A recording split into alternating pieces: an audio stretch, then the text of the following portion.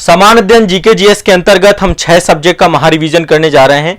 सबसे पहले इतिहास विषय वस्तु लूंगा, फिर आपका भूगोल लूंगा, फिर भारतीय राज्य व्यवस्था की विषय वस्तु लूंगा और सब में बहुत शानदार टॉपिक है। फिर एनवायरमेंट होगा, जनरल साइंस होगा और इकोनॉमी होगा। 6 सब्जेक्ट बहुत कम टाइम पे आप मेरे साथ रिवाइज करने जा रहे हैं, इसलिए दिमाग खोल करके बैठ जाइए और आराम से पढ़ना शुरू कर दीजिए। ठीक है, चलिए सबसे पहले शुरुआत इतिहास से करते हैं। देखिए, इतिहास में आधुनिक भारत के इतिहास में आप सभी को पता है कि हम आधुनिक भारत का इतिहास पहले ब्रिटिश हुकूमत के अधीन आने का काल है, यानी धीरे धीरे हम ब्रिटिश हुकूमत के अधीन आते गए हैं और फिर पूरा का पूरा ब्रिटिश हुकूमत से देश को आजाद कराने का काल है। मैं आधुनिक भारत के काल को इसी रूप में देखता हूं कि आधुनिक काल में सबसे पहले हम धीरे धीरे धीरे धीरे औपनिवेशिक शक्तियों के गुलाम बनते चले गए और इसके बाद देश में राष्ट्रवाद का उदय हुआ 1857 की क्रांति के बाद और उसके बाद हम आजाद होते चले गए। तो यहां पे जो सबसे ज्यादा प्रभाव रहा वो रहा अंग्रेजों का, और जो भारत में ब्रिटिश शासन रहा इसके पूरे इंपैक्ट को हम 3 चरणों में बांट करके देखते हैं। यह क्वेश्चन पूछा जा चुका है, इसलिए मैंने प्रॉपर ये क्वेश्चन आपका लिया है। तो चलिए पहले यहां पर जो टॉपिक है ध्यान से समझिएगा, जो भी चीजें बताऊं ध्यान समझिएगा। तो भारत में अंग्रेजों का शासन, आपको पता है लगभग 200 वर्षों तक अंग्रेजों ने शासन किया। शासन क्या, शोषण किया। शासन करना अलग बात है, शोषण करना अलग बात है। तो अंग्रेजों ने शासन किया होता तो शायद भारत की आज ये दुर्गति नहीं होती। अंग्रेजों ने शोषण किया, ड्रेन ऑफ वेल्थ किया। तो भारत में ब्रिटिश शासन के प्रभाव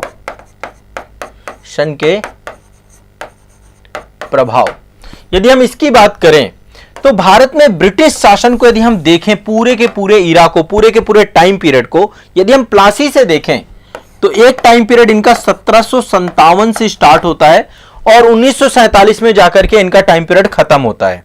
तो हम एक बार अंग्रेजों के इस पूरे टाइम पीरियड को, टाइम काल को हम 3 भागों में विभाजित करते हैं।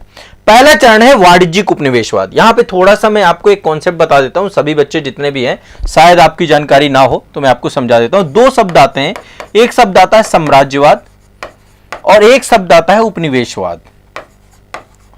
उपनिवेशवाद ये दरअसल विश्व इतिहास में दोनों चीजें आती हैं, मैं कई बार बता भी चुका हूं क्लासेस में, तो मैं आप लोगों को जिक्र करता रहता हूं। देखिए, उपनिवेशवाद जो है ये प्रत्यक्ष राजनीतिक नियंत्रण की बात करता है। ध्यान से समझिएगा, प्रत्यक्ष राजनीतिक नियंत्रण। जब कहीं पर भी किसी देश का दूसरे देश पर प्रत्यक्ष राजनीतिक नियंत्रण स्थापित हो जाए तो वो साम्राज्यवाद कहलाता है। ठीक है, आसान भाषा में। उपनिवेशवाद में आर्थिक नियंत्रण स्थापित होता है। आर्थिक नियंत्रण, मान लीजिए किसी कंट्री का किसी दूसरे कंट्री पर प्रत्यक्ष राजनीतिक नियंत्रण तो नहीं है लेकिन उसका आर्थिक नियंत्रण है। भारत में अंग्रेजों का राजनीतिक नियंत्रण भी था और आर्थिक नियंत्रण भी था। तो इस आधार पर यदि हम देखें तो भारत का जो साम्राज्यवाद और उपनिवेशवाद, हम दोनों ही प्रकार के समस्याओं से ग्रसित थे। हम उपनिवेशवाद भी रहे हैं और हम साम्राज्यवाद का भी शिकार हुए हैं। ठीक है, उन्होंने अपना प्रॉपर केसर हिंद की उपाधि के साथ साथ ब्रिटिश साम्राज्ञी जो है भारत पे शासन कर रही है, भारत की शासिका बन गई है, उनसे सत्ता हस्तांतरित हो रही है भारत के लोगों को। तो ये आप समझ सकते हैं कि हम साम्राज्यवाद के शिकार थे और साथ साथ उपनिवेशवाद के। तो उपनिवेशवाद एक आर्थिक नियंत्रण की अवधारणा है और साम्राज्यवाद आपके प्रत्यक्ष राजनीतिक नियंत्रण की अवधारणा है। तो हम यहां पे बात कर रहे हैं ब्रिटिश उपनिवेशवाद, यानी जो हमारी अर्थव्यवस्था पे इन्होंने इंपैक्ट किया, किस तरीके से देश को लूटा, ये मैं आपको बता रहा हूं। तो सबसे पहला जो टाइम पीरियड है, फर्स्ट चरण, सेकेंड चरण, में 3 चरणों में विभाजित कर रहा हूं यहां पे, और ये थर्ड चरण है। पहले चरण को हम बोलते हैं वाणिज्यिक उपनिवेशवाद। जो लोग मेरे साथ आधुनिक भारत की क्लास पहले किए होंगे, अभी तो नया बैच चल रहा है आधुनिक भारत का, जिन लोगों ने पहले मुझसे क्लास की होगी तो वहां पे मैंने इसको बहुत अच्छे से क्लास में समझाया था, उसी चीज को रिवाइज कर लीजिए। उपनिवेशवाद, और ये क्वेश्चन समझिए आईएएस के लिए भी इंपॉर्टेंट है, बाकी सबको भी समझना बहुत ही जरूरी है। उपनिवेशवाद, वाणिज्यिक उपनिवेशवाद, अब ये क्या है मैं आपको बताऊंगा। दूसरा आपका चरण था औद्योगिक उपनिवेशवाद। औद्योगिक उपनिवेशवाद, अंग्रेजों ने तो एक ऐसी, मतलब अंग्रेज इतिहासकार, जितने ब्रिटिश इतिहासकार थे वो तो कह रहे थे हम तो शासन करने, हम तो यहाँ पे देश में जो है, देश में हमने तो बेखबरी के दौर पे जीत लिया, जबकि पूरी की पूरी प्लानिंग के साथ इन्होंने जीता है ना। तो पहला वाणिज्यिक उपनिवेशवाद, फिर औद्योगिक उपनिवेशवाद और तीसरा है वित्तीय उपनिवेशवाद। वित्तीय उपनिवेशवाद। अब मैं तीनों के टाइम स्लॉट को यहां पर डालता हूं। जो वाणिज्यिक उपनिवेशवाद है इसका टाइम स्लॉट है 1757 से लेकर के इसका टाइम स्लॉट है 1813। अब ये इनकी नीतियों से परिणित होता है, ऐसा मतलब जब आप इनकी नीतियां देखेंगे, पॉलिसीज देखेंगे, तब आपको पता चलेगा। 1813 से लेकर के 1858 तक औद्योगिक उपनिवेशवाद देखने को मिलता है और 1858 के बाद इन्होंने वित्तीय उपनिवेशवाद भारत में स्थापित किया। ये तो टेन्योर है। अब आपको ये नहीं समझ में आ रहा होगा कि सर वाणिज्यिक उपनिवेशवाद क्या है। बहुत आसान भाषा में बताता हूं। जब अंग्रेज भारत में आए, 1600 एडी में ईस्ट इंडिया कंपनी की स्थापना हुई, फिर 1608 में जो है विलियम हॉकिंग्स आया, फिर टॉमस रो आया और धीरे धीरे भारत में फैक्ट्रियां बनने लग गई, अंग्रेज आ गए। तो जब 1757 में प्लासी का युद्ध हुआ और प्लासी को, बंगाल को इन्होंने जीता, तो चूंकि ईस्ट इंडिया कंपनी थी पहले, और ईस्ट इंडिया कंपनी को इन्होंने क्या किया, एकाधिकार दे रखा था, मोनोपोली दे रखा था कि कोई भी व्यापार करेगा तो केवल एक ही कंपनी करेगी जिसका नाम होगा ईआईसी, ईस्ट इंडिया कंपनी, ये व्यापार करेगी। यानी कि वाणिज्यिक उपनिवेशवाद, यानी कि कंपनी का व्यापार पे एकाधिकार होगा। और ये टाइम पीरियड आप देखेंगे पूरा का पूरा ये लूट का काल था, बड़े स्तर पे डकैती उपहार के रूप में, या भारत में जो सत्ता परिवर्तन इन्होंने कि सिराजुद्दौला, मीर जाफर, मीर कासिम, फिर मीर जाफर, और फिर उसके बाद जितने भी नवाब आए बंगाल के या फिर अन्य जितने भी क्षेत्रों में खूब इन्होंने लूट खसोट की, खूब युद्ध किए, मराठा पराजित किए, मैसूर पराजित किए, बंगाल पराजित किए। और कई बार जब बात यह आती है कि अंग्रेज हमें पराजित करते चले गए, तो यहां पर एक बात याद आती है कि हमें शौर्य की कमी कभी नहीं थी, हमें साहस की कमी कभी नहीं थी, हमें एकता और एकजुटता की कमी थी। और एक बात ध्यान रखिएगा, आज मैं आपको एक बहुत बड़ा मैसेज भी दे रहा हूं इस बात से कि जब भी देश की हमारी एकता संकट में आएगी तो वैसे ही देश कमजोर हो जाएगा। और भारत उस समय केवल यही कमी थी, नहीं तो कब मैसूर में जो है हैदर अली और टीपू सुल्तान ही अंग्रेजों को मार भगाते, यदि निजाम और मराठा साथ दे देते, यदि मराठों का साथ जो है आपस में मराठा ही एकजुट रहते, आपस में ही उनमें विद्वेष नहीं होता, तो अंग्रेज कभी नहीं उन्हें जीत पाते। तो मतलब कहने का मतलब यही है कि अंग्रेजों ने फूट डालो और ये एक तरीके की ऐसी कूटनीति अपनाई जिसमें हम फंस गए, ट्रैप्ड हो गए। तो वाणिज्यिक उपनिवेश 1757 से 1813, ठीक है। और ये वाणिज्यिक उपनिवेशवाद इसलिए था क्योंकि अंग्रेजों 1813 में मोनोपोली तोड़नी चालू की गई थी। आपको पता होगा चीन और चाय वाला व्यापार को छोड़कर के बाहरी पूरे व्यापार पे दूसरी कंपनियां आने लगी और 1833 में मोनोपोली पूरी तरीके से खत्म कर दी गई। इसलिए इस पूरे टेन्योर को हम वाणिज्यिक उपनिवेशवाद के तौर पे देखते हैं। सभी को समझ में आ रहा है? ठीक है, चलिए आगे बढ़ते हैं। नेक्स्ट अगला है औद्योगिक उपनिवेशवाद। औद्योगिक उपनिवेशवाद जो आपका है, ये इंग्लैंड में औद्योगिक क्रांति हो चुकी थी 1780 के टाइम पीरियड पे। आप देखिए इस टाइम पीरियड पे 1780 में यहां पे क्या हो गई, औद्योगिक क्रांति। तो यहां पे जो दूसरे व्यापारी वर्ग थे वो भी व्यापार कर रहे थे, दूसरे तो उन्होंने कहा भैया मोनोपोली खत्म करो, हमें भी व्यापार करना है। तो यहां पे मोनोपोली खत्म की जाती है और भारत में भी कई सारे उद्योगों को बनाया जाता है। तो यहां पर विशेषकर बंगाल से कच्चा माल लिया जाता था सस्ती कीमत पर। भारत को क्या किया इन्होंने, कच्चे माल का स्रोत बना दिया। इस पूरे टेन्योर पे कच्चे माल भारत से लिया जाता था, ठीक है। और इसके बाद ये कच्चा माल यहां से कहां जाता था, ब्रिटेन जाता था, ठीक है। और वहां से बनी हुई सामग्रियां हम एक्सपोर्ट करते थे या इंपोर्ट करते थे। तो ये तो हमारा निर्यात होता था कच्चा माल, और सस्ती कीमतों पर, नाम मात्र की कीमतों पे, और फिर बहुत महंगी वैल्यू पर इन्होंने हमें क्या किया, व्यापार किया उद्योग धंधों के माध्यम से। तो भारतीय बाजार पे इन्होंने इंग्लैंड की बनी हुई वस्तुओं को ही बेचने का प्रयास किया। यह दोहरा आर्थिक शोषण था। पहली चीज, हमारा जो माल था उस माल को अपने वैल्यू नहीं प्रदान की, ठीक है, पहली चीज अंग्रेजों ने। और दूसरा, जो अपना माल लेकर के आए उसको इतना महंगा कर दिया कि उससे, और देश में उसको टैरिफ फ्री भी कर दिया। टैरिफ फ्री कर देने से उनको तो किसी भी प्रकार का टैक्स नहीं देना पड़ता था। तो वो जो है उसके कारण से हमारा हस्तशिल्प उद्योग, हमारी पूरी इंडस्ट्रीज धीरे धीरे कमजोर हो गई। और ये औपनिवेशिक उपनिवेशवाद के तहत देखते हैं 1858 में भारत शासन अधिनियम आता है, 1857 में जो है क्रांति होती है देश के अंदर। उसके बाद का टेन्योर जो है ये आपका वित्तीय उपनिवेशवाद के रूप में है। किस रूप में? वित्तीय उपनिवेशवाद के रूप में। तो जो वित्तीय उपनिवेशवाद का टाइम पीरियड है 1858 से 1947 तक का है। किस रूप में है?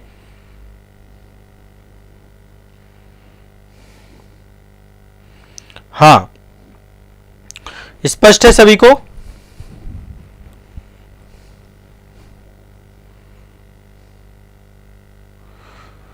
हाँ, तो 1858 से 1947 तक का जो टाइम पीरियड है आपका, ये वित्तीय उपनिवेशवाद का है। मतलब इसके बाद क्या हुआ, इनके द्वारा जो है वित्तीय उपनिवेश यानी कि इन्होंने यहां पे बैंक स्टैब्लिश किए, है ना, यहां पे जो भी चीजें बनाई, जैसे लाइक आपको पता रेलवे का विकास तो एक इन्वेस्टमेंट ही था, बड़े बड़े वहां से इन्वेस्टर आ गए, इन्वेस्टमेंट करने लग गए, लेकिन उस इन्वेस्टमेंट का पर्पस भारत का विकास नहीं था, बल्कि भारत में उस इन्वेस्टमेंट के माध्यम से यहां के शोषण की गति और बढ़ाना। तो यहां पे जो है भारत में बैंकिंग सिस्टम डेवलप करना, भारत में जो है रेलवे का डेवलपमेंट करना। और आप लोगों को लगता होगा कि रेलवे हमारे लिए लाई गई थी, हमारे लिए नहीं लाई गई थी, रेलवे इन्होंने भारत को और अधिक शोषित करने के उद्देश्य से लाए थे। तो ये तीन प्रकार से हम पूरे अंग्रेजों के टाइम पीरियड को देख सकते हैं, औपनिवेशिक टाइम पीरियड को। सबको क्लियर हो रहा है, सबको समझ में आ रहा है कि उपनिवेशवाद, ये क्वेश्चन कई बार पूछा जा चुका है, इसलिए क्वेश्चन को याद रखिएगा कि कैसे जो है ब्रिटिश शासन का प्रभाव हमारे यहां पे रहा, खासकर औपनिवेशिक की राह में। सभी लोग पहले इत्मीनान से क्लास करें, बाकी चीजें कमेंट सेक्शन पे अभी कोई ध्यान नहीं देगा, इसलिए आप लोग पहले क्लास करिए। मैं सभी से आग्रह कर रहा हूं, पेन कागज लेकर पढ़िए, बढ़िए, ठीक है। चलिए, ये इतिहास की विषय वस्तु थी। अब अगले सब्जेक्ट पे चलते हैं, अगले टॉपिक पे चलते हैं। अगला टॉपिक आपका विश्व के भूगोल से जुड़ा हुआ है। अब मैं विश्व के भूगोल में कुछ मैपिंग वाले टॉपिक आपको कराता हूं, मानचित्रण से जुड़ी हुई जो चीजें हैं उसी से क्वेश्चन ज्यादा पूछता है, और ये चीजें जहां जो एरिया ज्यादा चर्चा में रहते हैं, जो चीजें ज्यादा जो है उसमें रहती हैं, तो उस चीज को लेकर के आपको ध्यान में रखना होगा। देखिए, ये आप देख पा रहे हैं, ये यूरोप का मानचित्र है, ठीक है। यहां पे देखिए ये बाल्टिक सागर है। क्या है? बाल्टिक सागर। बाल्टिक सागर से सीमा साझा करने वाले देश मैं बाद में बताऊंगा। दरअसल यहां पर तीन देश हैं, इनको बाल्टिक स्टेट बोलते हैं। मैंने ध्यान रखिएगा, ये आप देख रहे हैं, ये है एस्टोनिया, ये है लाटविया और ये है लिथुआनिया। ये तीन देश हैं, पहले यूएसएसआर का हिस्सा हुआ करते थे। इनको बोलते हैं बाल्टिक राज्य, क्योंकि ये बाल्टिक सागर से जुड़े हुए हैं तो इनको बाल्टिक राज्य कहते हैं। यूरोप में है, ठीक है, गल्फ ऑफ रीगा यहां पे पड़ती है।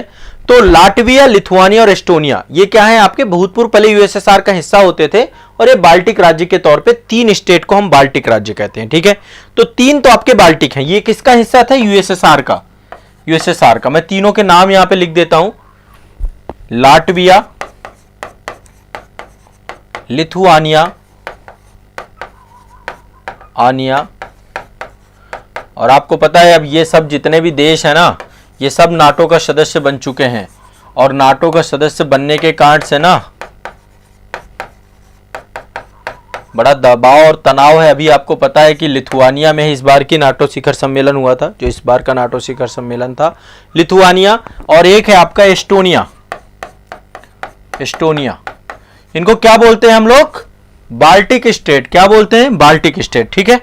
अब दूसरी जो कैटेगरी है आपकी, ये आप देखिए, ये भी पहले यूएसएसआर का हिस्सा हुआ करते थे, ठीक है। ये 5 देश हैं और ये मध्य एशियाई देश हैं, हमारे एशिया का हिस्सा है ये भी पहले यूएसएसआर। देखिए, जब द्वितीय विश्व युद्ध समाप्त होता है, पूरा विश्व 2 धड़ों में बंट जाता है, और ये धड़े आपके विचारात्मक थे। अब यूएसएसआर नहीं है, अब तो रूस ही बचा है बड़े देश के तौर पे, बाकी के सारे देश जो है अलग हो चुके हैं। 15 देशों का एक महासंघ हुआ करता था, तो इसमें 5 मध्य एशियाई देश भी जुड़े हुए थे। मैं एक बार नाम बता रहा हूं, एक तो कजाकिस्तान है आपका, देखो इसको कुछ इस तरीके से याद कर लो, K2 T2 U। यू से उज्बेकिस्तान है, यहां पे देखिए उज्बेकिस्तान को यू से हम रिप्रेजेंट करें। K2 मतलब 2 K हैं, एक तो कजाकिस्तान, दूसरा किर्गिस्तान। T2 मतलब 2 T हैं, एक तजाकिस्तान और दूसरा है तुर्कमेनिस्तान, और एक यू हो गया। तो ये 5 देश हैं, K2 यानी कजाकिस्तान, ठीक है, और किर्गिस्तान, T2 यानी कि तजाकिस्तान और तुर्कमेनिस्तान और उज्बेकिस्तान। तो ये 5 आपके मध्य एशियाई देश हैं, कजाकिस्तान,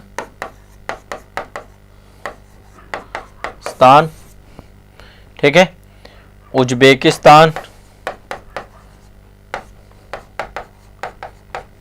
किर्गिस्तान, इसके बाद है आपका कजाकिस्तान, उज्बेकिस्तान, किर्गिस्तान।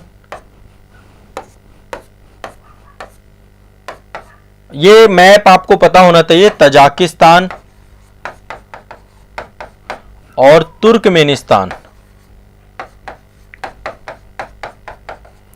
ये टोटल 5 देश को हम मध्य एशिया बोलते हैं, सेंट्रल एशिया बोलते हैं। भारत का यदि मध्य एशिया से जुड़ाव हो जाए ना, तो हमारे यहाँ पे जो जो ऊर्जा आवश्यकताएं हैं उनकी पूर्ति हो जाए। एक तापी परियोजना चल रही है अफगानिस्तान, पाकिस्तान और भारत को लेकर के। तापी मतलब तो ये तापी परियोजना आपकी यहां चल रही है तुर्कमेनिस्तान, ती से आपका तापी, तुर्कमेनिस्तान, अफगानिस्तान, पाकिस्तान और भारत को लेकर एक तापी परियोजना चल रही, पर पाकिस्तान ने सब ताप रखा है, वो परियोजना का कोई मतलब बन नहीं रहा है। ठीक है, अब इसके बाद देखिए एक ये स्टेट है आपके, ये तो आपके कैसे हो गए। अब अगले स्टेट हैं आपके जो हैं ये हैं काकेशस कंट्री। काकेशस कंट्री में 3 देश आते हैं काकेशस में, काकेशस राज्य में। एक अल्बानिया, दूसरा अजरबैजान और तीसरा देश है इसमें, ये सब कैस्पियन, अजरबैजान आपका कैस्पियन सागर से लगा हुआ है, और तीसरा देश है आपका इसमें जॉर्जिया। तो ये 3 देश ये भी थे, ये भी यूएसएसआर का हिस्सा हुआ करते थे। ठीक है, 5 देश जो ऊपर आप देख रहे हैं ये भी यूएसएसआर का हिस्सा हुआ करते थे। यहाँ पे आप देख सकते हैं ये हैं आपके तीनों देश ये। ठीक है, एक यहाँ पे, एक यहाँ पे, एक यहाँ पे, सब आपके ये पूरा देश आपका काकेशस कंट्री है। ये काकेशस कंट्री मतलब यहाँ पे काकेशस पर्वत श्रेणी है तो उससे जुड़ा हुआ है, काकेशस कंट्रीज के तौर पे हम इसको देखते हैं। ठीक है, तो यहाँ पे आप देखेंगे आपका जो है कजाकिस्तान, हाँ ये तो मध्य एशिया हो गया, ये आपका जो है हाँ ये काकेशस कंट्रीज हो गया, 3 कंट्री ये हो गई, 5 कंट्री आपकी इसकी हो गई, 5 3 8 और 3 कंट्री आपकी यहां पे है, ये बाल्टिक कंट्रीज हैं। टोटल कितनी हो गई 11 कंट्री, टोटल कंट्रीज कितनी हो गई 11, 3 काकेशस हो गई, 5 मध्य एशिया हो गई और 3 आपकी जो है बाल्टिक राज्य हो गए, बाल्टिक स्टेट हो गए। ठीक है, अब इसके अलावा बाकी के जो स्टेट होते हैं, मैं कुछ स्टेटों के नाम यहां पे लूंगा, इससे क्या होगा आपको क्लियर हो जाएगा कि सोवियत संघ में टोटल कितने कंट्रीज थे, कितने कंट्रीज इसके साथ जुड़े हुए थे। तो सोवियत संघ में 3 कंट्रीज और आप ऐड कर लीजिए इसमें जो है, एक तो आपका पहले यूक्रेन जो आपका अलग हो गया है, यूक्रेन भी पहले इसी का हिस्सा हुआ करता था, यूक्रेन, मोल्डोवा और बेलारूस, यूक्रेन 3 और ऐड कर लीजिए। मैं इससे क्या होगा आपका यूएसएसआर क्लियर हो जाएगा। यूक्रेन तो आपको पता है युद्ध चल रहा है, दूसरा मोल्डोवा, ये सब यूएसएसआर का पहले हिस्सा हुआ करते थे। एक बेलारूस है, बेलारूस आज भी रूस के ज्यादा मतलब एक अब तो संप्रभु राष्ट्र है लेकिन रूस के पक्षधर में ज्यादा रहता है। ठीक है, तो ये आपके 3 देश ये हो गए, क्लियर है। और एक देश आपका जो है इसमें यहां पे देखेंगे रूस है, रूस, ये टोटल हो गए 4 देश।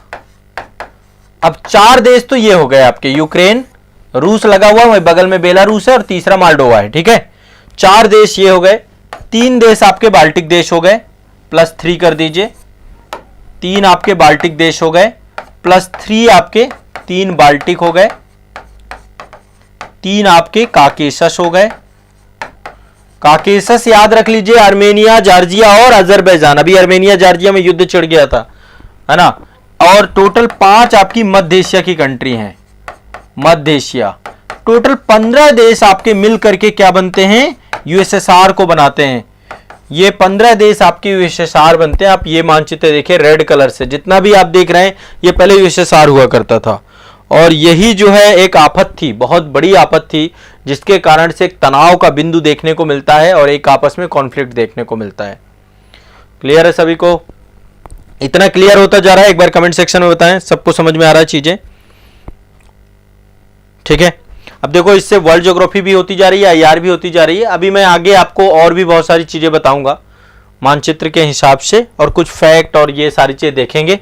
मैं आने वाले समय पे जैसे ये पूछ लेता है कि भैया अभी जैसे मिडिल ईस्ट वाला रीजन बहुत ज्यादा, तो उसका मैपिंग एक बार कर लेंगे। जैसे मैं कोशिश करूंगा कल ही मैं आपको मैपिंग करा दूं जो इजराइल के आसपास के क्षेत्र हैं, ये चर्चा में बहुत है। भूमध्य सागर से सटे हुए देश देख लेंगे सारे, और फिर इजराइल में गाजा पट्टी हो गया, वहां पे वेस्ट बैंक हो गया, और आपका गोलन हाइट्स हो गया। इसके बाद जो है वहां पे जो शहर हैं, गाजा के प्रमुख शहर बहुत चर्चा में है इस समय।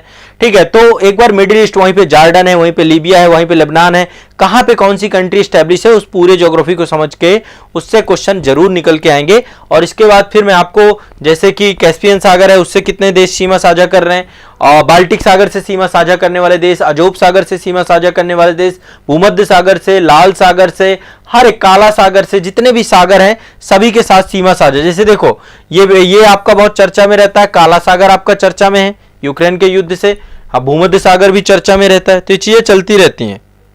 अभी जैसे लाइक मान लो आपका ये रेड सी में भी आप देख रहे हैं ना, यमन के जो हौती विद्रोही हैं उनके द्वारा जो भी यहां से ट्रेड हो रहा है उसको बाधित किया जा रहा है, तो उस पे भी मुझे जहां तक लगता है कि आने वाले समय पे क्वेश्चन निकल सकता है, इसलिए हमें ध्यान रखना चाहिए। ठीक है, तो हम यहां का भी ज्योग्राफी देखेंगे, तो एटलीस्ट जो इस समय बहुत चर्चा में रहेंगे ज्योग्राफी, उनको सबको हम देख लेंगे, सारे के सारे ज्योग्राफी को मैं डिस्कस कर दूंगा। आज के लिए अभी ज्योग्राफी में इतने रखते हैं, अब सब्जेक्ट चेंज करते हैं, अगले सब्जेक्ट में चलते हैं भाई, नेक्स्ट सब्जेक्ट की तरफ आगे बढ़ते हैं। अगला सब्जेक्ट आपका एक ये बहुत बर्निंग टॉपिक है और हर जगह पूछा जाता है, पंचायती राज व्यवस्था। पॉलिटी में पंचायती राज से क्वेश्चन आता ही आता है, हर स्थिति में आता है। ठीक है, तो मैं इसमें जो क्वेश्चन पूछे जाते हैं वो क्वेश्चन आपको रिवाइज कराऊंगा। ठीक है, सबसे पहला क्वेश्चन है, पंचायती राज व्यवस्था का जन्मदाता भारत में कौन से वायसराय को माना जाता है? लॉर्ड रिपन को। लॉर्ड रिपन, एक तो ये याद कर लीजिएगा, ये क्वेश्चन भी कई जगह पूछा जाता है कि पंचायती राज, लॉर्ड रिपन आपका एक उदारवादी शासकों में से एक था, तो इसको स्थानीय स्वशासन का जनक भी कहते हैं। क्या बोलते हैं इसको? स्थानीय स्वशासन का जनक। ठीक है, स्थानीय स्वशासन का जनक किसे कहा जाता है? लॉर्ड रिपन को कहा जाता है। ठीक, क्लियर है। अब इसके लिए थोड़ा सा एक क्वेश्चन जो मुझे लगता है सबसे ज्यादा पूछा गया है कि भारत में किस समिति के द्वारा त्रिस्तरीय पंचायती राज व्यवस्था की सिफारिश की गई? और मुझे नहीं लगता कि ये क्वेश्चन किसी बच्चे को नहीं आता होगा, यदि नहीं आता है तो ध्यान रखिएगा, बलवंत राय मेहता समिति।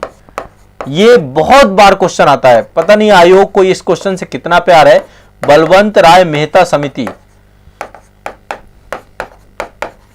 इस समिति के तहत ही जो हमारी पंचायती राज व्यवस्था है, पंचायती राज व्यवस्था जो है आपका,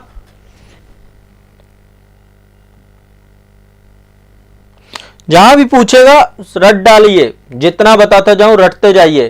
तो स्थानीय स्वशासन का जनक किसे कहा जाता है? लॉर्ड रिपन को। और किसके द्वारा स्वतंत्र भारत में जो है त्रिस्तरीय जो मॉडल है वो डेवलप किया गया, त्रिस्तरीय मॉडल की रिकमेंडेशन की गई, वो है बलवंत राय मेहता। ठीक है, अब देखिए, जब भारत में अंग्रेज थे तो अंग्रेजों ने भी भारत के शासन के विकेंद्रीकरण करने के लिए एक आयोग बनाया था जिसका नाम है शाही आयोग। अंग्रेजों ने भारत के विकेंद्रीकरण के लिए एक शाही आयोग बनाया था, और यह शाही आयोग कब बनाया था? 1907 में।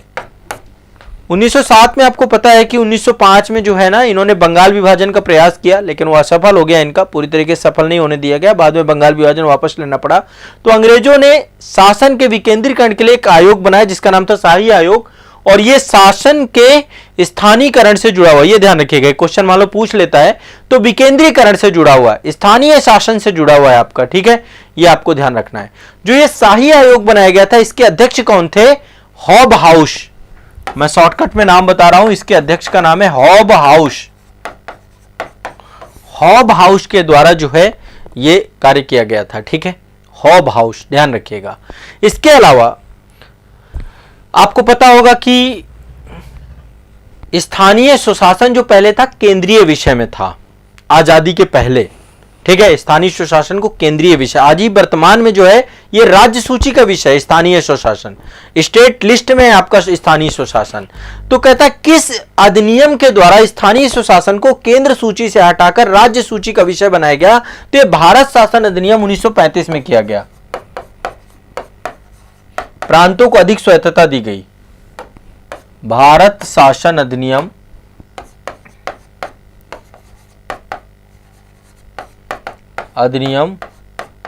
1935। इसके तहत क्या किया गया? स्थानीय स्वशासन जो ये विषय लिखा हुआ है, स्थानीय स्वशासन विषय को क्या किया गया?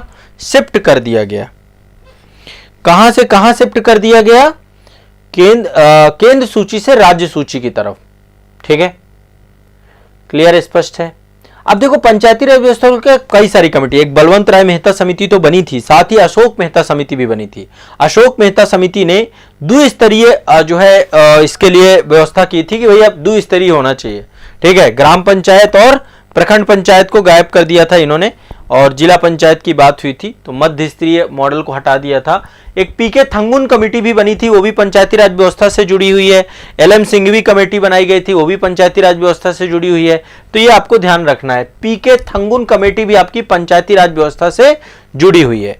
अब इसके बाद देश में 2 संविधान संशोधन किए जाते हैं, 73वां व 74वां। ये दोनों संविधान संशोधन पंचायती राज व्यवस्था को संवैधानिक दर्जा दे देते हैं। इनके तहत भाग 9A ओपन किया गया और साथ ही जो है 73वां 74वां, ठीक है, ध्यान रखिएगा, एक आर्टिकल जोड़ा गया 243, भाग 9A जोड़ा गया, भाग 9A जोड़ा गया, ठीक है, भाग 9A जोड़ा गया।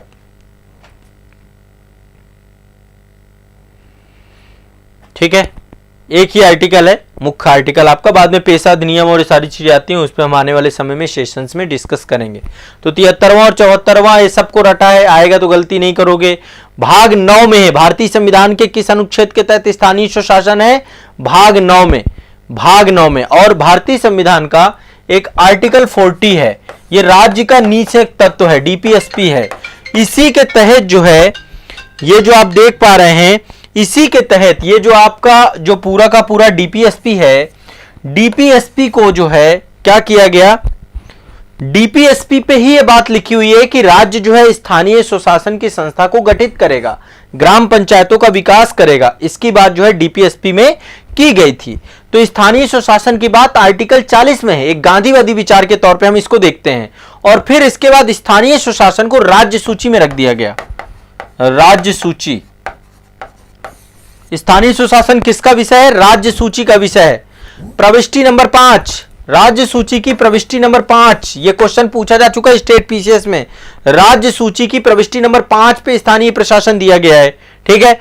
और 73वें संविधान संशोधन के द्वारा भाग 9 के तहत टोटल नए अनुच्छेद कितने जोड़े गए? 16 नए अनुच्छेद जोड़े गए, 16 नए अनुच्छेद 243A से लेकर के Z तक हैं, ठीक है। 16 नए अनुच्छेद जोड़े गए, ठीक है। भाग 9 के बाद फिर भाग 9A चालू होता है। तो ये आपको ध्यान रखना है, आर्टिकल 243 में 16 नए आर्टिकल जोड़े गए और पूरा का पूरा प्रावधान किया गया। 11वीं अनुसूची जोड़ी गई, ग्राम पंचायत से जुड़ी हुई, इसमें टोटल 29 विषय रखे गए। और दूसरी 12वीं अनुसूची जोड़ी गई जिसमें 18 विषय हैं। 11वीं अनुसूची में 29 विषय, 12वीं अनुसूची में 18 विषय।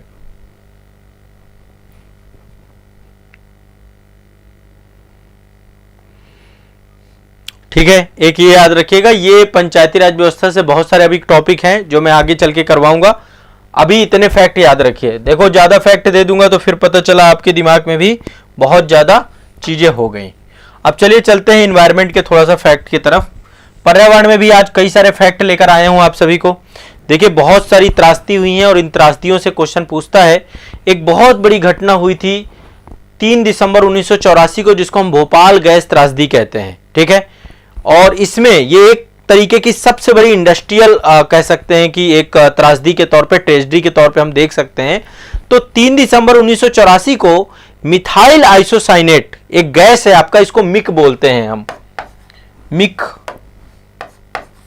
Methyl isocyanate. अभी एक आपकी वेब सीरीज आई है, शायद मूवी है रेलवे मैन, रेलवे मैन में इसको दिखाया गया, कई सारी मूवी बन चुकी हैं। तो 3 दिसंबर 1984 को मिथाइल आइसोसाइनेट गैस के रिसाव के कारण से भोपाल में बहुत बड़ी संख्या में लोग खत्म हो गए, ठीक है। तो एक ये घटना है। मिसाइल आइसोसाइनेट से कई बार क्वेश्चन पूछा जा चुका है, एमपी वाले बच्चे भी ध्यान रखें और बाकी लोग भी ध्यान रखें। गैस का नाम है मिथाइल आइसोसाइनेट, ठीक है। भोपाल में ये घटना घटी थी 3 दिसंबर 1984 को। इसके बाद देखिए एक हादसा, और ये आप उसी के दृश्य देख रहे हैं, बहुत बड़ी घटना हुई थी। इसके बाद एक घटना और घटी, और ये घटना बहुत भयावह थी। ये घटना हुई यूक्रेन के चेर्नोबिल में। यूक्रेन में चेर्नोबिल है, पहले यूएसएसआर का हिस्सा होता था। यहां पे एक जो है हादसा होता है, और यह हादसा परमाणु के तौर पे होता है। चेर्नोबिल परमाणु दुर्घटना, परमाणु दुर्घटना, चेर्नोबिल परमाणु दुर्घटना, ठीक है। कब हुई है? यूक्रेन में 26 अप्रैल 1986 को यह घटना घटी। 26 अप्रैल 1986 को परमाणु दुर्घटना घटती है। कौन सी? चेर्नोबिल, यूक्रेन में घटती है। कहां पे? यूक्रेन के चेर्नोबिल में।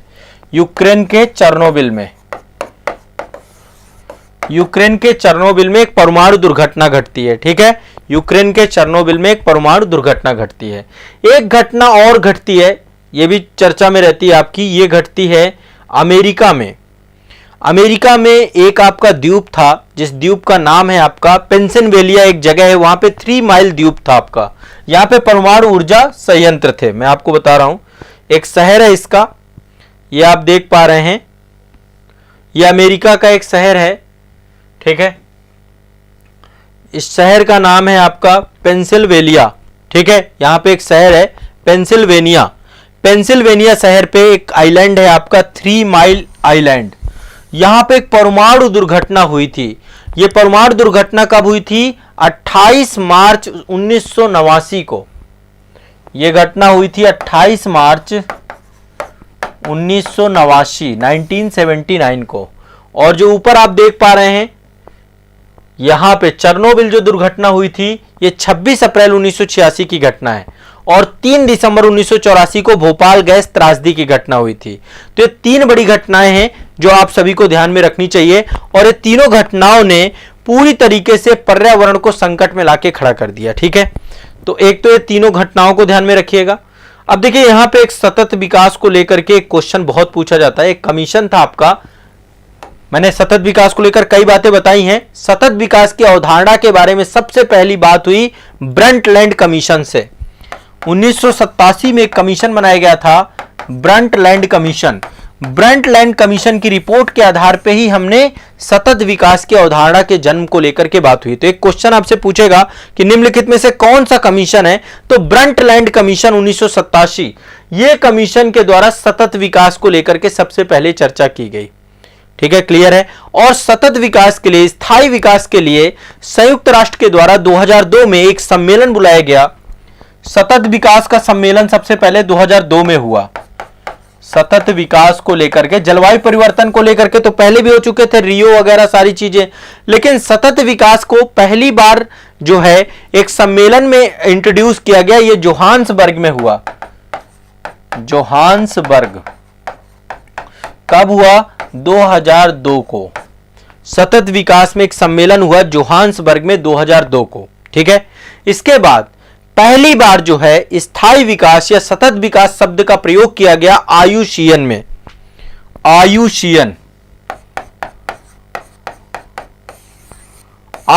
के बारे में आप सभी जानते हैं। आयुषियन का फुल फॉर्म है international union for conservation of nature and natural resources. स्थायी विकास शब्द का सबसे पहली बार प्रयोग किसके द्वारा किया गया? आयुषियन की एक रिपोर्ट आई थी, विश्व संरक्षण रणनीति रिपोर्ट, उसमें पहली बार प्रयोग किया गया। अवधारणा का जन्म पैदा हुआ कहां पे? ब्रंटलैंड कमीशन में। कॉन्सेप्ट कहां से निकल के आया? ब्रंटलैंड कमीशन से। ध्यान रखिएगा, ब्रंटलैंड कमीशन से कॉन्सेप्ट आया ये। और जोहान्सबर्ग में पहली बार जो है इसका मुद्दा हुआ, स्थायी जो है सतत विकास, धारणीय विकास को लेकर के। और फिर आयुषियन जो आपकी संस्था है, आयुषियन में के द्वारा जो है विश्व संरक्षण रणनीति रिपोर्ट, विश्व संरक्षण रणनीति रिपोर्ट, विश्व संरक्षण रणनीति रिपोर्ट आपकी ये जारी की गई। ठीक है, तो सतत विकास को लेकर के ये कुछ महत्वपूर्ण बातें हैं। और अभी देखो बहुत सारे पॉइंट हैं जो मैं आगे चल के आपको डिस्कस करूंगा। ये जो आपका जोहान्सबर्ग वाला सम्मेलन हुआ था जिसमें स्थायी विकास के लिए बात की जाती है, इसी को हम द्वितीय पृथ्वी सम्मेलन भी कहते हैं। इसी को हम पहला तो रियो में हुआ था, दूसरा पृथ्वी सम्मेलन भी इसको कहा जाता है। द्वितीय पृथ्वी सम्मेलन जोहान्सबर्ग को कहते हैं। ठीक है, द्वितीय, पहला हुआ रियो में पृथ्वी सम्मेलन, पहला कहां हुआ? रियो में। दूसरा कहां पे हुआ आपका? जोहान्सबर्ग में, द्वितीय, सन 2002 में। ध्यान रखिएगा। देखिए, जो आपका धारणीय विकास है, सतत विकास है, इसमें हमें 5 चीजों को ध्यान में रखना है। पानी सबके लिए बचा रहे। धारणीय विकास में किसकी जरूरत फ्यूचर में है? पानी की, पानी खत्म ना हो। ऊर्जा के संसाधन खत्म ना हो, ऊर्जा सबके लिए बनी रहे, पानी सबके लिए बना रहे, सभी के लिए कृषि बना रहे, ऐसा ना रहे कि खाद्यान्न निर्भरता ही खाद्यान्न संकट में आ जाए। जैव विविधता का ह्रास नहीं होना चाहिए, जैव विविधता। और दूसरा अंतिम है स्वास्थ्य। ये 5 चीजों पे हमें ज्यादा ध्यान देना है, हमें इस तरीके का डेवलपमेंट करना है कि 5 चीजें इंपैक्टफुल ना हो। ये सतत विकास के अंतर्गत इसको हम देख करके रखते हैं, ठीक है। ये आप सभी लोग जानते हैं, नहीं जानते तो एक बार देख लीजिए। सभी लोगों को समझ में आ रहा है सेशन को? देखो मैं एक फ्लो में चल रहा हूं, एक गति में चल रहा हूं, और यही रिवीजन का तरीका होता है कि एक फ्लो में, एक गति में आपका रिवीजन होता चला जाए, आपको चीजें याद होती चली जाए। मैं आपको एक साथ कितने सारे फैक्ट याद करा रहा हूं, ठीक है। तो ये फैक्ट आपको रिवाइज करते जाना है, समझते जाना है। सतत विकास ब्रंटलेट कमीशन से कई बार क्वेश्चन पूछा गया है, इसलिए ध्यान रखिएगा, स्टार लगा लीजिए। पहला जो है आपका सतत विकास पे सम्मेलन जोहान्सबर्ग 2002, यह आपका द्वितीय पृथ्वी सम्मेलन। आयुषीएन की एक रिपोर्ट आई थी, विश्व संरक्षण रणनीति रिपोर्ट, उसमें पहली बार सतत विकास के बारे में बात की गई। और सतत विकास में टोटल आपके ये प्रमुख चीजें आप देख पा रहे हैं। तो अच्छा, धारणीय विकास होगा कैसे? सतत विकास को हम कौन से विकास को सतत विकास के या धारणीय विकास के अंतर्गत मानेंगे? जो विकास प्रकृति को डिस्टर्ब ना करे, जैसे कि सौर ऊर्जा, पवन ऊर्जा, नवीकरणीय ऊर्जा के स्रोत, अल्टरनेटिव एनर्जी जितनी भी है, उसके तहत हम देखेंगे। और हम नहीं चाहते कि प्राकृतिक संसाधन अगली पीढ़ी के लिए ना बचें, है ना, इसलिए हमें इसको देख करके चल रहे हैं। तो सतत विकास को लेकर के कुछ फैक्ट आपके ये थे, आगे अभी और फैक्ट में डिस्कस करूंगा आप लोगों से। चलिए अगले सब्जेक्ट के तौर पे चलते हैं। देखिए एक टॉपिक है आपका, ये बायोलॉजी का टॉपिक है, और मुझे लगता है यहां पे बहुत सारे फैक्ट हैं। देखिए हमारे जो पूरा यूनिवर्स है, पूरा ब्रह्मांड है, वो 2 चीजों से मिलकर बना है, और ये बात आइंस्टीन के द्वारा बताई जा चुकी है, सिद्ध की जा चुकी है। पहला है पदार्थ और दूसरा है ऊर्जा, ठीक है।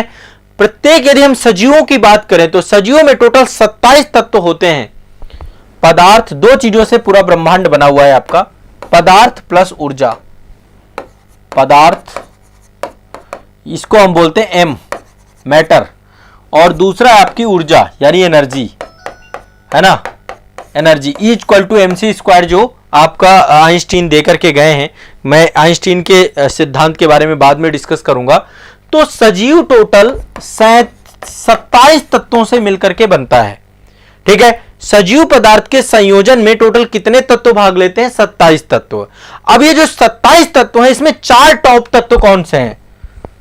27 तत्व टोटल हैं, 27 तत्वों में 4 टॉप तत्व, जो सबसे ज्यादा, जिनका रेशियो देखने को मिलता है। 4 कौन से तत्व हैं जिनका सबसे ज्यादा रेशियो है? नंबर 1 में ऑक्सीजन, नंबर 1 में ऑक्सीजन, ठीक है। ऑक्सीजन का परसेंटेज कितना है? 65%, सर्वाधिक मात्रा में पाया जाता है ऑक्सीजन। दूसरे नंबर पे है आपका कार्बन, दूसरे नंबर पे है कार्बन, 18.5% आपका कार्बन पाया जाता है। सबसे ज्यादा ऑक्सीजन, फिर है कार्बन, फिर है हाइड्रोजन। तीसरे नंबर पे है आपका हाइड्रोजन। हाइड्रोजन, हाइड्रोजन की मात्रा कितनी है? 10.5%, 10.5% हाइड्रोजन, और इसके बाद नाइट्रोजन। तो ये टॉप 4 तत्व आपके हैं। टोटल 27 तत्व हैं, जिनमें से टॉप 4 आपको याद रखना चाहिए। सबसे ज्यादा सजीवों में ये टॉप 4 तत्व हैं, बाकी फिर अन्य तत्व हैं आपके, ठीक है। 23 तत्व आपके, उनका परसेंटेज कम है।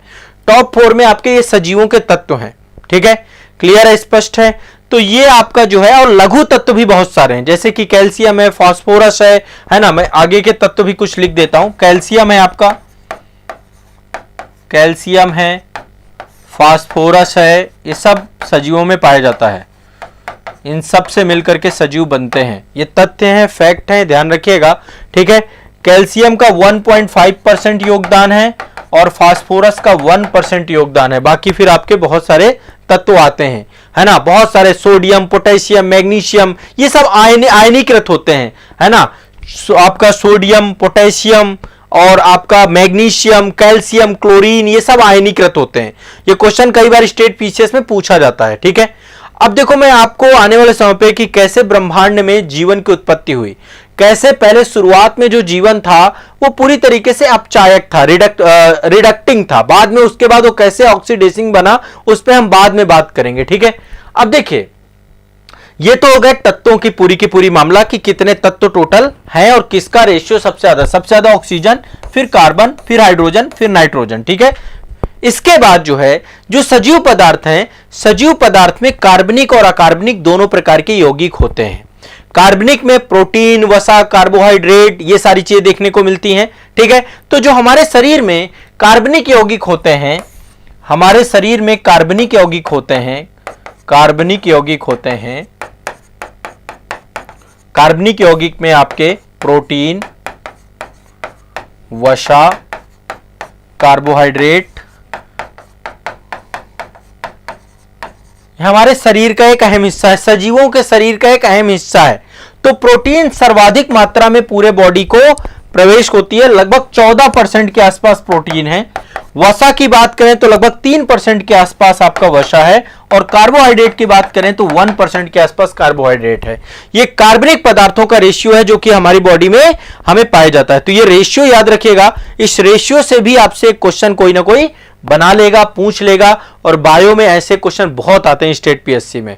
ठीक है, तो ये ध्यान रखिएगा। और जो अकार्बनिक तत्व हैं, ये तो कार्बनिक तत्व मैंने आपको बता दिए, हमारे शरीर में अकार्बनिक तत्व भी पाते हैं। अब आपको लगता होगा अकार्बनिक तत्व कौन से हैं?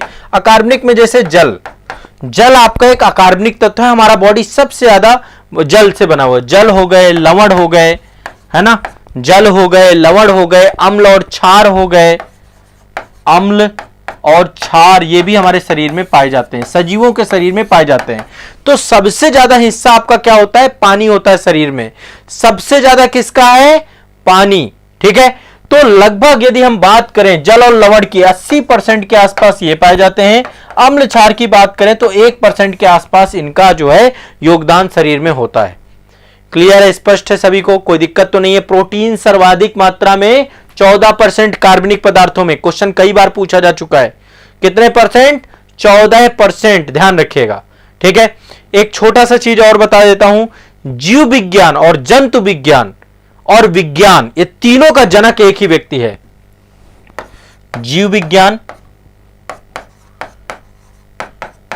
जीव विज्ञान का मतलब है बायोलॉजी, जंतु विज्ञान मतलब जूलॉजी, और विज्ञान साइंस, इन तीनों के जनक एक ही व्यक्ति हैं जिनका नाम है अरस्तु। इन तीनों का जनक एक ही व्यक्ति है, जनस्तु। वनस्पति विज्ञान के थियोफ्रैक्टस हैं, वो अलग है आपका, ये आपको ध्यान रखना है, ये भी आपको पता होना चाहिए। थोड़ा सा नॉर्मली आपको मैं यहां पे बता रहा हूं। अब चलिए अगला चलते हैं इकोनॉमी पे, और इकोनॉमी के भी फैक्ट हम देखेंगे। यहां पे कुछ तथ्य देखेंगे अर्थव्यवस्था से जो क्वेश्चन आपके आमतौर पे पूछे जाते हैं। ठीक है, देखिए भारत में रेलवे की बात करें तो रेलवे सबसे पहले 16 अप्रैल, सबसे पहले रेलवे हमारी कहां से कहां तक चली थी? 16 अप्रैल 1853 को रेलवे का शुभारंभ माना जाता है। जो सफल रेलवे परिचालन हुआ था बंबई से ठाणे के बीच में, बंबई से ठाणे, ये रेलवे का परिचालन हुआ था 16 अप्रैल 1853 को। ठीक है, ध्यान रखिएगा। और ये आपका लॉर्ड डलहौजी के कार्य में प्रारंभ हुआ था। लॉर्ड डलहौजी, ये पहले भाप इंजन था आपका, है ना। तो लॉर्ड डलहौजी के टाइम पीरियड पे बंबई से ठाणे पहली आपकी रेलवे चली थी। ठीक है, ये क्वेश्चन कई बार पूछा जाता है, डेट याद रखिएगा 16 अप्रैल 1853। स्टेट पीएससी सीधा सीधा पूछते हैं। अब ये जो आपका पर्सन है लॉर्ड डलहौजी, इसने कई सारे कार्य कराए, जिनमें से एक कार्य था इसका सार्वजनिक विभाग, सार्वजनिक निर्माण विभाग, जिसका नाम है पीडब्ल्यूडी, है ना। सेंट्रल गवर्नमेंट का सीपीडब्ल्यूडी होता है और स्टेट गवर्नमेंट में पीडब्ल्यूडी होते हैं, निर्माण विभाग होते हैं। ठीक है, तो इसका जो सृजन हुआ था वो 1854 में हुआ था आपका, 1854 में। रेलवे कब आई? 1853 में। उसके जस्ट अगले साल डलहौजी के द्वारा पीडब्ल्यूडी का निर्माण किया गया ताकि बड़े स्तर पे इंफ्रास्ट्रक्चर का डेवलपमेंट किया जा सके। इसके द्वारा ही डाक और तार विभाग भी स्टैब्लिश किया गया था। डाक एंड तार विभाग भी इसी ने स्टैब्लिश किया था, लॉर्ड डलहौजी के द्वारा ही स्टैब्लिश किया गया था। लॉर्ड डलहौजी ने 1848 से लेकर के 1856 तक के अपने कार्यकाल में, इसका कार्यकाल कितना था? ये 1848 में भारत आया और इसी के बाद जो है 1857 की क्रांति हुई, 1856 तक भारत में रहा और इसके बाद लॉर्ड कैनिंग आ गया था। ठीक है, इसके बाद लॉर्ड कैनिंग आ जाता है। तो इसके टाइम पे डाक और तार भी आया, इसके टाइम पे सार्वजनिक विभाग बना, इसके टाइम पे रेलवे का आगमन भारत में हुआ। तो डेवलपमेंट के क्षेत्र में भी इसने काफी काम किया है। ठीक है, क्लियर है, स्पष्ट है। देखो, अंग्रेज भारत में आए थे तो उनका सिर्फ एक ही मतलब था कि हमारे हित सधें। आप ये कभी मत सोचिएगा कि रेलवे का विकास कर दिया तो हमारे लिए क्या, बिल्कुल नहीं किया। उन्होंने इसलिए किया क्योंकि रेलवे तो मान लो कल के दिन आजादी के बाद हम ले आते, ये रहो तो इसलिए क्या कि औपनिवेशिक से शोषण की गति कितनी तेजी से बढ़ाई जा सके और वित्तीय उपनिवेशवाद यहां पे स्टैब्लिश करने का प्रयास किया। तो इन्होंने तो शोषण की गति को बढ़ा दिया। लेकिन हां, रेलवे से बेनिफिट बहुत सारे हुए, जैसे राष्ट्रवाद का भी प्रखर उद्घोषण रेलवे की बहुत बड़ी भूमिका रही। लोग जो है एक दूसरे के साथ संपर्कित होने चालू हो जाते हैं, ये भी ध्यान रखिएगा। ठीक है, तो ये आपको जो है लॉर्ड डलहौजी और उससे जुड़े हुए कुछ महत्वपूर्ण फैक्ट और तथ्य के तौर पे आप देख सकते हैं। क्लियर है सभी को? तो ये आपके महत्वपूर्ण जो है 6 सब्जेक्ट से जुड़ी हुई विषय वस्तु थी और सभी में मैंने आपको कुछ ना कुछ पढ़ाया, समझाने का प्रयास किया। आप लोगों को चीजें समझ में आई होंगी, बहुत फास्ट फॉरवर्ड मैंने आपको चीजें बताई हैं। चीजें कुछ समझ में आई हैं आप सभी को? कैसा लगा सेशन? आप लोग एक बार मुझे फीडबैक जरूर दीजिएगा। ये एक नया जो है नए तरीके से पूरे सेशन को मैंने दिया, जिसमें फैक्चुअल डेटा आपको रहेगा। जहां पे मुझे एनालिसिस की जरूरत होगी, फास्ट फॉरवर्ड एनालिसिस कराऊंगा। मेरी गति बहुत फास्ट होगी, आपको अपनी गति को भी उतनी ही गति पे लाना पड़ेगा। आपको मेरी गति समझ में आ रही है? ऐसा तो नहीं कि बहुत तेज है, पर जो भी है हमारे पास टाइम इतना ही है। 1 घंटे के अंदर अंदर मुझे 6 सब्जेक्ट का रिवीजन कराना है। तो ये मेरी जो है बहुत बड़ी मजबूरी बन जाती है कि मैं आपको इस तरीके से लेकर के चलूं। बट अब आप लोग भरोसा रखिएगा मेरे ऊपर और मैं आपको जितना ज्यादा से ज्यादा हो सकेगा मैं आपकी मदद करूंगा, हेल्प करूंगा। आप लोग भी आराम से पढ़िए, मस्त रहिए, कोई दिक्कत वाली बात नहीं है। हाँ, पूजा सेन जी कह रही हैं अरस्तु राजनीतिक विज्ञान के भी जनक है। बिल्कुल, अरस्तु बहुत ही इंटेलेक्चुअल पर्सन थे। अरस्तु बहुत ही, है ना, सुकरात, अरस्तु, प्लेटो, है ना, ये सब जितने थे राजनीतिक विज्ञान पे इन्होंने काम किया।